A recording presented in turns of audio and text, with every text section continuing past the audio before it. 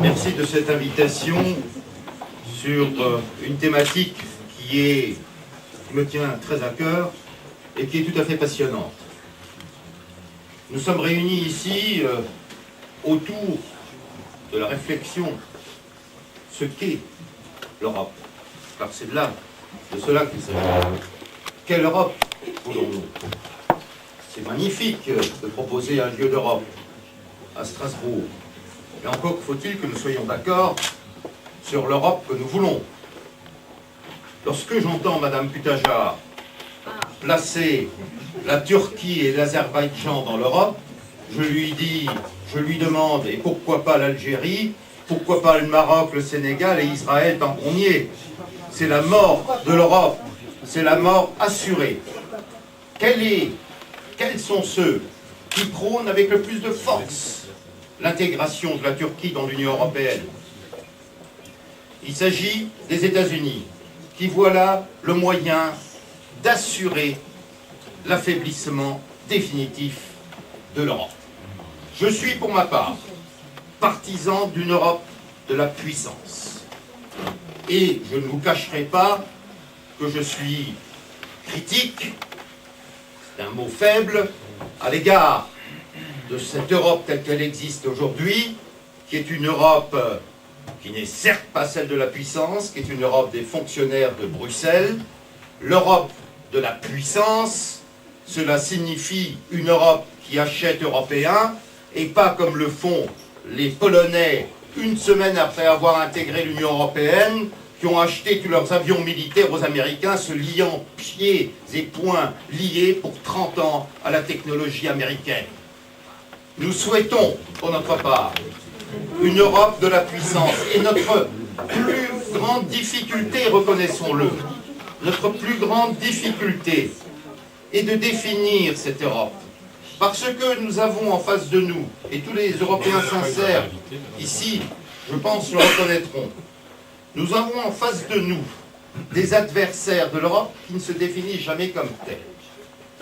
Nous avons en face de nous, pour ne prendre que deux exemples, des personnes comme Le Pen ou des gens du Parti communiste qui expliquent qu'ils ne sont pas hostiles à l'idée européenne, mais qu'ils sont partisans de l'Europe des nations.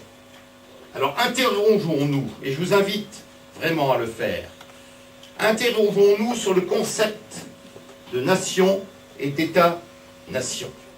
En réalité, la nation est ce que l'on porte au fond du cœur. Parès disait, c'est le souvenir d'un cimetière dont la gestion est indivise. C'est le souvenir d'un passé commun glorieux, de toutes les souffrances d'un peuple. On peut se ressentir dans la nation française tout en étant attaché à cette petite patrie alsacienne. Mais l'État-nation, c'est autre chose. L'État-nation, invention meurtrière de la Révolution française, l'État-nation jacobin est la cause de centaines de millions de morts au cours de ces 2 derniers siècles.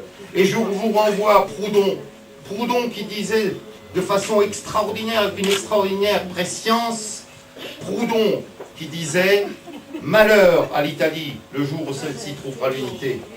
Elle découvrira un César pire que les Césars qui l'ont précédé. » Et il disait la même chose de l'Allemagne. Mais je vous remercie Monsieur le Président, mais je tenais à placer, à vous situer ma vision des choses, ma vision de l'Europe, qui va effectivement de Brest à Vladivostok, et je pense que l'avenir de l'Europe passe aussi par un partenariat extrêmement étroit avec la Russie. Alors, la place de Strasbourg. Je crois très sincèrement que nous avons du souci à nous faire. Nous avons du souci à nous faire parce que aujourd'hui, Strasbourg, est, comme le disait très justement Roland Ries, est dans un état d'affaiblissement potentiel et nous risquons de nous retrouver dans 15 ans avec une simili-séance mensuelle et Strasbourg aura perdu sa place de capitale européenne. Comment Strasbourg peut-elle conserver, développer sa place de capitale européenne? Ma conviction est qu'avant de rester capitale européenne, elle doit devenir une capitale rhénane. Comment devenir une capitale rhénane si ce n'est en réalisant le grand district européen, avec Strasbourg, avec l'Ortenaukreis, avec des pouvoirs, de véritables pouvoirs, et non pas le pouvoir de gérer, je dis très bien, les pistes cyclables transfrontalières.